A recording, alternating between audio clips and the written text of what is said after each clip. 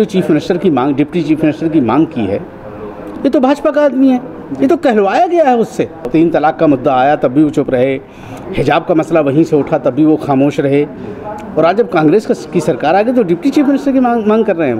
भाई मुख्यमंत्री बनने से क्या होगा? आपकी मांगें पूरी हो जाएंगी क्या? हिजाब का मुद्दा खत्म हो जाएगा क्या? मुसलमान तरक्की कर जाएगा क्या?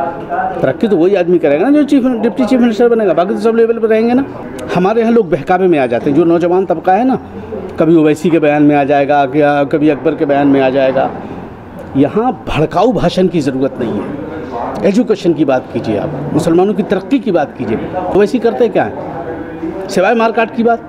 उसने ऐसा कर दिया, उसने ऐसा कर दिया, ये कर दो, वो कर दो। मोदी जी ने इस देश को बर्बाद कर दिया, भाजपा ने देश को बर्बाद कर दिया।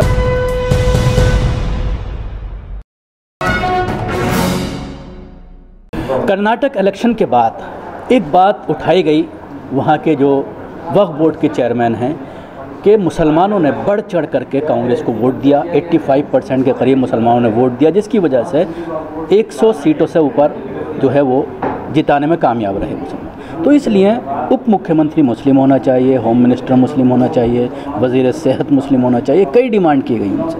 किस तरह इसको देखते हैं? हमारे साथ मौजूद हैं अंसार रज़ा साहब, मौलाना अंसार रज़ा, जिनको आप अक्सर टीवी डिबेट्स में देखते रहते होंगे। क्या कहना चाहेंगे? होम मिनिस्टर मुसलमान होना चाहिए, डिमांड हो रही है। नहीं, डिप्टी चीफ मिनिस्टर होना चाहिए, सारे पद मुसलमानों को दे दो, तो सीधे चीफ मिनिस्टर बना दो, झगड़ा ही खत्म हो जाए। ये फालतू की डिमांड है। एक स्टेट में कांग्रेस की सरकार आई है, अभी इस्टेब्लिश तो होने दीजिए। हाँ, एक बात ज़रूर मैं कर्नाटक के मुसलमानों को मुबारकबाद देता हूँ कि बड़े मुत्तहिद होकर के उन्होंने बड़े दिमाग से काम किया उन्होंने, और जेडीएस को निगलेक्ट करके आपने कांग्रेस का साथ दिया। और इस तरह से ज़रूरी है कि एक जगह जाएं, जहाँ भी जाएं। हम ये नहीं कह रहे मैं कोई कांग्रेस सपोर्टर तो हूँ नहीं कि मैं कांग्रेस को कहूँ कि सारे लोग मुसलमान, जो पार्टी जीतने के लायक हो रही है उसको सपोर्ट दें, और फ़िरका परस्त ताकतों को मात देने के लिए मुत्तहिद होकर के वोट करें। चीफ मिनिस्टर हमारे मांग से, ये जो चीफ मिनिस्टर की मांग, डिप्टी चीफ मिनिस्टर की मांग की है, ये तो भाजपा का आदमी है, ये तो कहलवाया गया है उससे कि किसी भी तरीके से कांग्रेस फंसे। भाई वो तो चेयरमैन है वक्फ बोर्ड का, तो बीजेपी ने चेयरमैन बनाया है। भाई जब वो बीजेपी ने उसको चेयरमैन बनाया था तब उसने डिप्टी चीफ मिनिस्टर की मांग क्यों नहीं की थी? अब वो कांग्रेस को फंसाना चाहते हैं। सारे इशूज़ पर खामोश रहे, चाहे वो पर्दे का मामला हो, 3 तलाक का मुद्दा आया तब भी वो चुप रहे, हिजाब का मसला वहीं से उठा तब भी वो खामोश रहे, और आज जब कांग्रेस की सरकार आ गई तो डिप्टी चीफ मिनिस्टर की मांग कर रहे हैं वो। मतलब पहले मलाई खाते रहे, अब दूसरे के खाने की नौबत आ गई तो अब उसको फैलाना चाह रहे हैं। तो मैं नहीं समझता हूँ कि इस तरह की मांग उचित है। खामोशी से कांग्रेस को अपना काम करने दीजिए, सरकार इस्टेब्लिश होने दीजिए, आपके जो मुद्दे हैं वो रखिए उनके सामने, आपकी क्या डिमांड्स हैं। भाई मुख्यमंत्री बनने से क्या होगा? आपकी मांगें पूरी हो जाएंगी क्या? हिजाब का मुद्दा खत्म हो जाएगा क्या? मुसलमान तरक्की कर जाएगा क्या? तरक्की तो वही आदमी करेगा ना जो डिप्टी चीफ मिनिस्टर बनेगा, बाकी तो सब लेवल पर रहेंगे ना। तो मुझे पर अगर वोटिंग सिनेरियो को देखा जाए बारीकी से, एक एक सीट का जब आप मुआवजा करते हैं तो ये चीज़ निकल कर सामने आती है कि बहुत खामोशी के साथ मुसलमानों ने स्ट्रेटजी बनाई।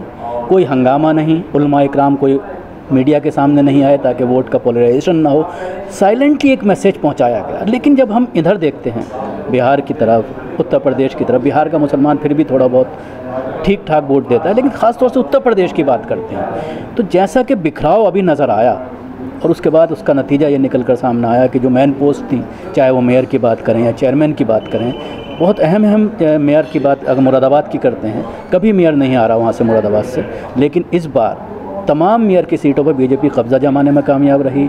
एमआईएम का कहीं ना कहीं खाता ज़रूर खुलता हुआ नज़र आया। तो क्या कहना चाहेंगे, किस तरह की स्ट्रेटेजी अपनानी चाहिए? मुझे लग रहा है कि देखिए, इस वक्त मुल्क को या मुल्क के मुसलमानों को बहुत सोच समझ के चलने की ज़रूरत है। जब कहीं भी इलेक्शन आता है तो देखिए, मैं किसी पार्टी को ये नहीं कहता कि मुसलमानों की हमदर्द है, मैं किसी पार्टी को नहीं मानता।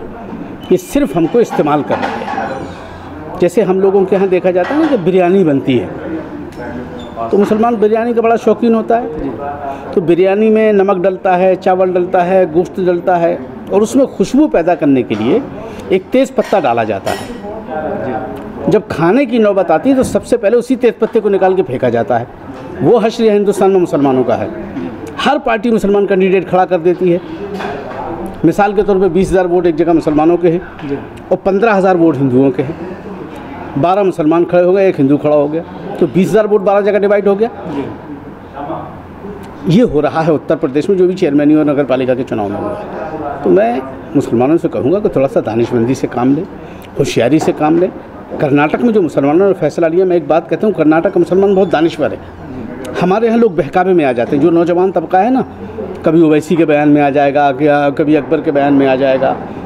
यहाँ भड़काऊ भाषण की ज़रूरत नहीं है। एजुकेशन की बात कीजिए, आप मुसलमानों की तरक्की की बात कीजिए, खाली कत्लेआम की बात मत कीजिए। ओवैसी करते क्या है, सिवाय मारकाट की बात, उसने ऐसा कर दिया, उसने ऐसा कर दिया, ये कर दो, वो कर दो। आपकी बात ही को तो वो आगे बढ़ाते हैं। आप कह रहे हैं तेजपात के पत्ते की तरह इस्तेमाल होता है बिरयानी में मुसलमान, वो भी तो यही बात कहते हैं। वो भी तो इस्तेमाल कर रहे हैं, वो भी तो इस्तेमाल कर रहे हैं। मैं ओवैसी साहब से एक बात आपके चैनल के माध्यम से पूछना चाहता हूँ। एक ज़माने से, आपके बाप दादा के ज़माने से आप 7 सीट लड़ते चले आ रहे हैं आंध्र तेलंगाना में, 8वां क्यों आज तक नहीं हुआ? तो आप पूरे देश में लड़ने जा रहे हैं, तो पूरे तेलंगाना में आप 9 सीट नहीं जीत पाए, तो आप पूरे देश में चुनाव लड़ना चाह रहे हैं। बेवकूफ़ समझ रहे हैं मुसलमानों को।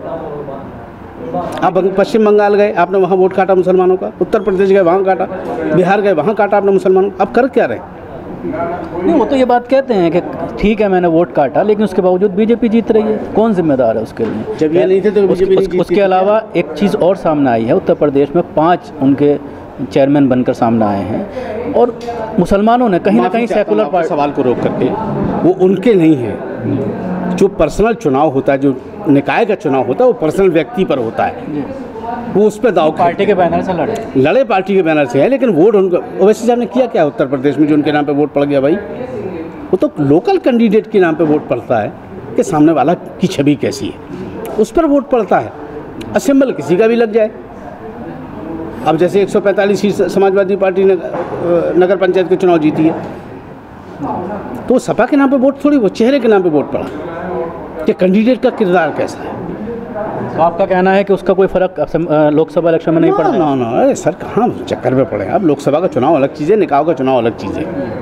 निकाय का जो चुनाव होता है व्यक्तिगत के आधार पर होता है, और जब लोकसभा का चुनाव होता है तो पूरे मुल्क के हालात को देख करके किया जाता है। और दानिशमंदी से मुझे लग रहा है कि आने वाले वक्त में तो इसमें बुराई क्या है? जिस तरह से सब इस्तेमाल कर रहे हैं मुसलमानों को, तो अगर वैसे ही अपनी बात करते हैं कि मुस्लिम लीडरशिप होनी चाहिए, तो उसमें बुराई कहाँ है? नहीं, हम ये थोड़ी कह रहे हैं कि इसमें बुराई है। हाँ। तो फिर फ्रंट पे आकर के खेलो ना, आप फ्रंट पे आकर के खेलो।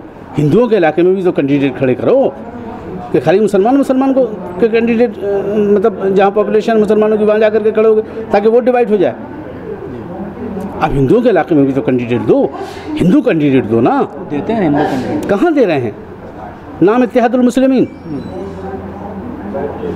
इत्तेहादुल मुसलमानों के इत्तेहाद की पार्टी है ना। गैर मुस्लिम कहाँ से आ गया उसमें? आपने तो पहले डिवाइड कर रखा है। यूपी विधानसभा में उतारे थे। वो तो मजबूरी थी ना, तो मजबूरी थी कि कहने को हो जाए। देखिए बीजेपी का एक खुला फंडा है कि मैं मुसलमानों को बड़े चुनाव में टिकट नहीं दूंगा, बात खत्म हो गई। उसका सीना खोल करके बात करती है वो, आप पीठ भी जवार करते हैं, ऐसे मज़ा नहीं आता। और हम तो एक बात कहेंगे, चुनाव अपनी जगह होते रहते, मुसलमानों को चाहिए कि दानिशमंदी से काम करें। ये बहुत ज़रूरी है इस मुल्क, अगर भारत बचाना है तो। मैं फिर कह रहा हूँ, मोदी जी ने इस देश को बर्बाद कर दिया, भाजपा ने देश को बर्बाद कर दिया। कोई शक व शुबा की गुंजाइश इसमें बाकी नहीं रह गई है। और इस मुल्क में अगर इस मुल्क को कोई बचा सकता है तो सेकुलर हिंदू और सेकुलर मुसलमान बचा सकता है। शुक्रिया मौलाना हमसे बात करने के लिए। मौलाना अंसार रज़ा जिस तरह से बात कर रहे थे, खासतौर से उत्तर प्रदेश इलेक्शन और कर्नाटक पर उन्होंने बात की। दिल्ली से कैमरा पर्सन फैज़ी के साथ न्यूज़ मैक्स के लिए शकील अहमद।